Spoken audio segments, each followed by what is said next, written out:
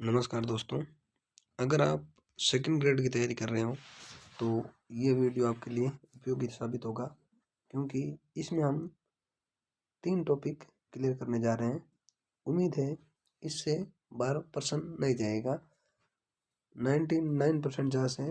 अगर इन टॉपिकों में से क्वेश्चन आता है तो इसमें से क्वेश्चन आ जाएगा। सबसे पहले हम पढ़ रहे हैं राजस्थान लोक सेवा आयोग RPSC, जो आपका सेकंड ग्रेड एग्जाम कंडक्ट करवाएगी। ठीक है। आज़ादी से पहले 3 रियासतों में लोक सेवा आयोग का गठन हुआ था। एक तो जोधपुर में हुआ था 1939 में सबसे पहले, और जयपुर में हुआ था 1940 में, और बीकानेर में 1946 में। ठीक है।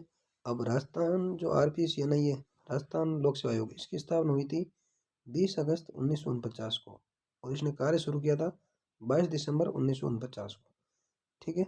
और 1 नवंबर 1956 को सत्यनारायण कमेटी की सिफारिश पर इसे अजमेर स्थानांतरित कर दिया गया। ठीक है। इसके बाद ये देखो, RPSC एक परामर्शकारी और सलाहकारी निकाय है। ठीक है। ये ना तो गवर्नमेंट की सलाह मानने के लिए बाध्य है, ना गवर्नमेंट इसकी सलाह मानने के लिए बाध्य है। ठीक है। ये एक परामर्शकारी और सलाहकारी निकाय है। अगर सलाह मांगे तो ये सलाह दे सकती है।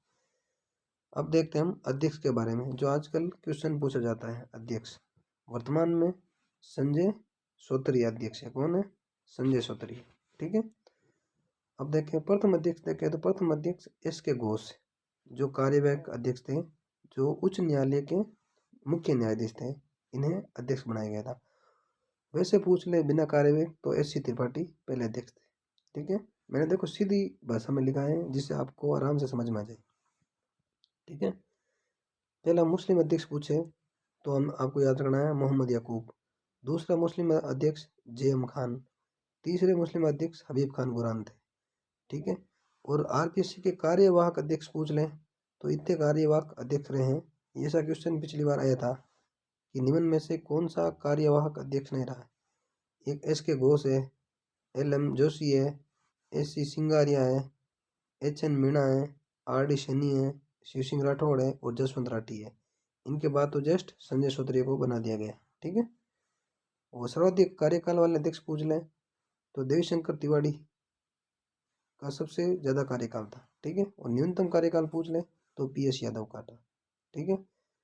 और RPSC के अध्यक्ष सदस्य का कार्यकाल 6 साल या 62 वर्ष की उम्र तक जो भी हो वो होता है।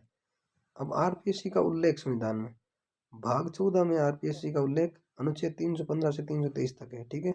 अनुच्छेद 315 कहता है कि प्रत्येक राज्य में एक लोक सेवा आयोग होगा। ठीक है। 316 में नियुक्ति और पदावधि के बारे में, नियुक्ति राज्यपाल करता है। ठीक है। और 317 में क्या अध्यक्ष और सदस्यों को कैसे हटाएं और किस तरह निलंबित करें, तो ये काम राष्ट्रपति का है। ठीक है। 318 में सेवा और शर्तें और नियम बनाने की शक्ति है। सेवा शर्तें और नियम बनाने की शक्ति किसके पास है? राज्यपाल के पास। 318 अनुच्छेद में लिखा हुआ है। ठीक है।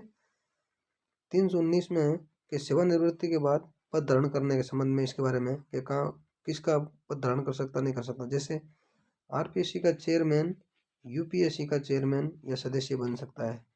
ठीक है। ऊपर जा सकता है कहने का मतलब। और सदस्य RPSC का अध्यक्ष बन सकता है, लेकिन वापस सदस्य नहीं बन सकता। ठीक है। अनुच्छेद 320 में है RPSC के कार्य के बारे में, क्या काम है क्या काम नहीं है। जैसे परीक्षा करवाना है, सरकार को सलाह देना है, DPC के लिए फाइलें तैयार करना है, बहुत सारे काम है RPSC के से। ठीक है। 321 कार्य के विस्तार करने की शक्ति। ठीक है। कि RPSC के कार्य में विस्तार कौन कर सकता है, वो इसके बारे में विवरण 321 में। 322 में खर्चे और व्यय का प्रावधान, RPSC का मतलब जो भी खर्चा वगैरह है उसके बारे में। ठीक है। 323 में वार्षिक प्रतिवेदन, जो राज्यपाल को देती है RPSC। ठीक है। होगी RPSC पूरी। इतना ही है, आप इससे तैयार कर ले। उम्मीद है इससे बाहर क्वेश्चन नहीं जाएगा। ठीक है। अब आगे देख रहे हैं मुख्य सचिव, सचिवालय या प्रशासनिक विभाग और मुख्य सचिव वर्तमान में कौन है? कमेंट करें आप। कौन है? उषा शर्मा। कौन है वर्तमान मुख्य सचिव? उषा शर्मा, जो दूसरी महिला मुख्य सचिव है। इनसे पहले 2009 में श्रीमती कुशाल सिंह मुख्य सचिव बनी थी। ठीक है। अब स्थापना देख लो सचिवालय की 1949 में जयपुर में हुई थी। ठीक है। 1955 में संगठन व पत्ती संभाग स्थापित किया गया था राजस्थान में। ठीक है। और पद सोपान पूछ ले भाई, सबसे ऊपर कौन है, फिर उससे नीचे कौन है, तो आप याद रखें, ये भी क्वेश्चन आ रखा है। सबसे पहले मुख्य सचिव है, फिर अतिरिक्त मुख्य सचिव है, फिर प्रमुख शासन सचिव है, फिर सचिव है, फिर विशिष्ट या अतिरिक्त सचिव है, फिर संयुक्त सचिव है, फिर उप सचिव है, फिर अवर या सहायक सचिव है। ठीक है। सबसे ऊपर मुख्य सचिव, फिर अतिरिक्त मुख्य सचिव, फिर प्रमुख शासन सचिव, ठीक है, फिर सचिव। ये चार ध्यान रखें आप, इससे क्वेश्चन आपका बैठ जाएगा। आगे बढ़ते हैं। प्रथम प्रशासनिक सुधार आयोग का पूछ लें तो ये इसकी स्थापना 1966-70 में हुई थी। इसके अध्यक्ष मोरारजी देसाई थे, जो भारत के प्रधानमंत्री भी रहे हैं। ठीक है। सचिवालय पुनर्गठन समिति पूछ लें तो 1959-60 में इसके अध्यक्ष SD उज्ज्वल थे। ये सारे क्वेश्चन किसी न किसी की परीक्षा में आए हुए हैं। ठीक है। आगे देखो, प्रथम प्रशासनिक सुधार आयोग राजस्थान में पूछ लें, ये तो केंद्र के हैं। ठीक है। और राजस्थान में पूछ लें तो हरिश्चंद्र माथुर थे। ठीक है। अब मुझे आप एक कमेंट करके बताना, ऐसा कौन सा RPSC का मेंबर था जो प्रशासनिक सुधार समिति का सदस्य था, ये आपको कमेंट करके बताना है। ठीक है। अगले देखो, राजस्थान सचिवालय पुनर्गठन समिति 1969-70 में मोहन मुखर्जी के नेतृत्व में बनी थी। इसने एक सिफारिश की थी कि प्रकोष्ठ प्रणाली के स्थान पर ग्रुप सिस्टम लागू करो, जो आज भी लागू है। इसकी सिफारिश किसने की थी? मोहन मुखर्जी ने की थी। ठीक है। अनुच्छेद 166 में सचिवालय की कार्यवृद्धि और नियम बनाने के संबंध में विवरण दिया गया है। ठीक है। 1999 में गठित राजस्थान प्रशासनिक सुधार आयोग, इसके अध्यक्ष शिवचरण माथुर थे। ठीक है। और CMO की स्थापना 1951 में हुई। ठीक है। अब देखो, मुख्य सचिव। मुख्य सचिव IS लेवल का अधिकारी होता है, जिसकी नियुक्ति CM द्वारा की जाती है और CM के पश्चात पर्यंत ही ये पद पे रहता है। जब चाहे इन्हें CM हटा सकते हैं। वर्तमान में कौन है? उषा शर्मा। एक क्वेश्चन मैं आपको और बता रहा हूँ, आप तैयार कर लें। पूछ सकता है कि 2018 में जब कांग्रेस की सरकार बनी तो वहां से लेकर अब तक कौन कौन मुख्य सचिव रहे हैं। ऐसा क्वेश्चन पहले भी आ चुका है, तो आप ध्यान रखें। जब अशोक जी बने थे तब DB गुप्ता थे। ठीक है। उसके बाद कोई पता नहीं, मुझे याद नहीं आ रहा कोई था या नहीं था, लेकिन उसके बाद जस्ट आ गए थे निरंजन आर्य। ठीक है।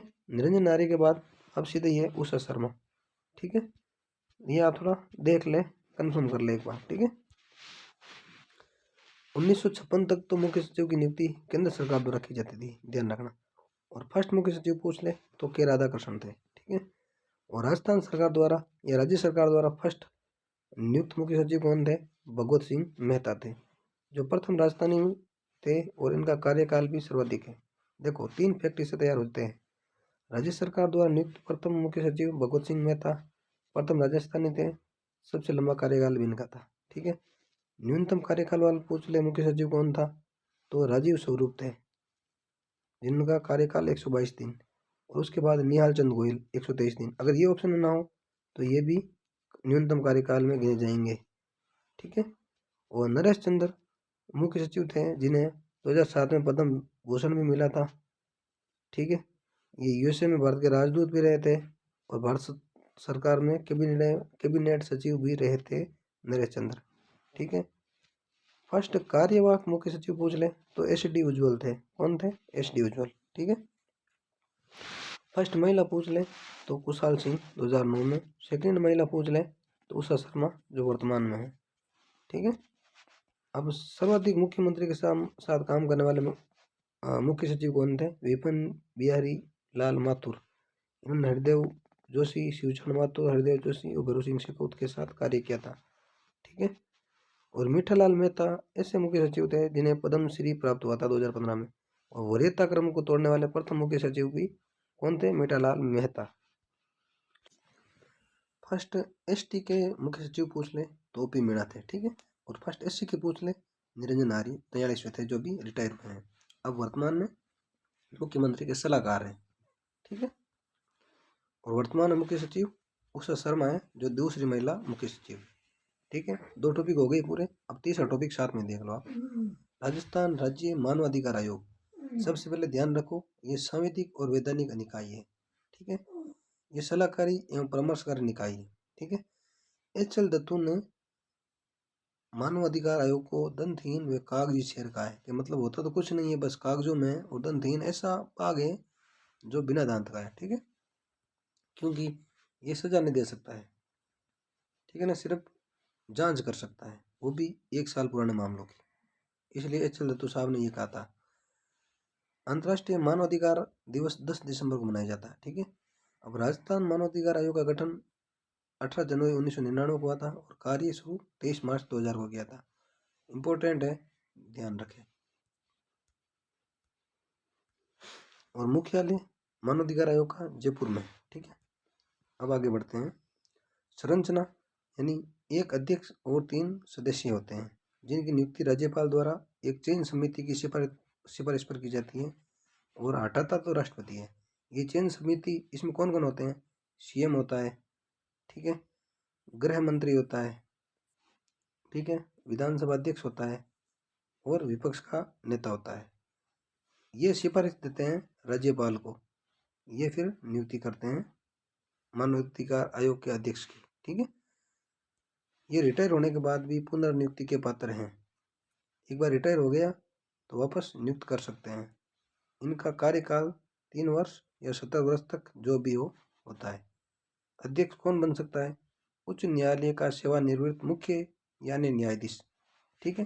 पहले सिर्फ मुख्य न्यायाधीश ही बन सकता था, अब अन्य न्यायाधीश भी बन सकते हैं, ध्यान रखना। ये संशोधन 2019 में ही किया गया था, लेटेस्ट है। मानवाधिकार आयोग अपनी वार्षिक रिपोर्ट राज्यपाल को देता है, ठीक है। और पत्रिका है मानवाधिकार आयोग की, मानवाधिकार संदेश, ध्यान रखना, ठीक है।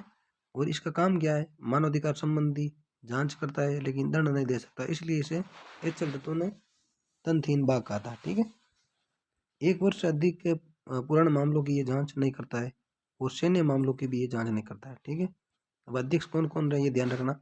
एक ट्रिक है, शॉर्ट में याद रख लेना आप कि आज तक कौन कौन अध्यक्ष बने, ठीक है। कांता, सगीर, नगेंद्र, टाटिया और व्यास, यही अध्यक्ष बने आज तक। कितने? 5 अध्यक्ष बने आज तक। पूछ ले राज्य मानवाधिकार आयोग के आज तक कितने अध्यक्ष बने हैं? तो 5, ध्यान रखना, ठीक है। प्रथम कांता कुमारी भटनागर, दूसरे सैयद सगीर अहमद जो फर्स्ट मुस्लिम अध्यक्ष भी थे और सुप्रीम कोर्ट के न्यायाधीश भी रहते हैं, कौन? सगीर अहमद। वर्तमान में जी.के. व्यास है, गोपाल कृष्ण व्यास। और फर्स्ट कार्यवाहक अध्यक्ष पूछ ले तो HR कुड़ी, ठीक है। ये आप देख ले। और कोई उलझा हुआ टॉपिक है सेकंड ग्रेड के अकॉर्डिंग तो आप कमेंट करके बता दें, अपलोड कर देंगे इसी टाइप करके, ठीक है। और इसमें कुछ कमी रही है तो वो भी आप बता दें। और मेरे हिसाब से अगर आप इन्हें 2 बार देख लोगे तो आपको याद हो जाएगा और इससे क्वेश्चन बाहर जाने की संभावना नगण्य है, नहीं के बराबर है, ठीक है। तो आप इसे देख लें, आराम से देख लें, अभी काफ़ी टाइम बचा है। देखो सेकंड ग्रेड में अगर आपका जीके कमज़ोर है तो आपको मेरे हिसाब से देखो 3 तो टॉपिक मैंने बता दिए, इनमें से 3 क्वेश्चन आने हैं, ठीक। उसके अलावा आपको 1919 का एक्ट पढ़ना है, 1935 का एक्ट पढ़ना है। एक क्वेश्चन इसमें से एक इसमें से आएगा, श्योर है, ठीक है। जनसंख्या पढ़ लेनी है, इसमें से 2 क्वेश्चन आएंगे आराम से। अगर जनसंख्या आपके समझ में नहीं आ रही है या आंकड़े ज़्यादा हो रहे हैं तो आप कमेंट करें, मैं आपको एक पेज बताऊंगा, उससे जनसंख्या का क्वेश्चन आ जाएगा, ठीक है। इसके अलावा आपको भारत के जो राज्य है ना, जितने भी राज्य है, किस देश से सीमा लगती है राज्य की, किससे नहीं लगती है, आपको देख लेना है। और एक पवन तंत्र, वैश्विक पवन तंत्र भी आपको देखना है, इससे भी क्वेश्चन आता है। कहने का मतलब 10 से 12 क्वेश्चन का मैटर जो मैंने आपको भी बताया है, अगर आप ये देख लोगे तो 10 से 12 क्वेश्चन हो जाता है। इसके अलावा साइकोलॉजी के क्वेश्चन आएंगे 20, उसमें से आप कर लोगे 15 तो आराम से। करंट के आएंगे 10, उसमें से आप कर लोगे 7-8। और करंट का भी अगर वीडियो अपलोड करना है तो आप बता दें, अपलोड कर दिया जाएगा। और इसके अलावा तो राजस्थान जी का आप पढ़ ही रहे हो, उसमें से काफ़ी क्वेश्चन आएगा। और बाकी तो भारत के संविधान के नॉर्मल क्वेश्चन आएंगे, मैं उन्हें बता रहा हूँ जो फर्स्ट ग्रेड की तैयारी कर रहे थे और अब सेकंड ग्रेड दे रहे हैं, तो उन्हें ये देख लेना चाहिए। जो पर्सनली सेकंड ग्रेड की कर रहे थे उन्हें तो कोई बताने की ज़रूरत ही नहीं है क्योंकि उन्होंने पूरा सिलेबस पढ़ा है, ठीक है।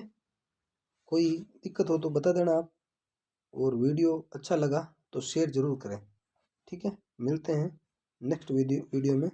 जय हिंद, जय भारत।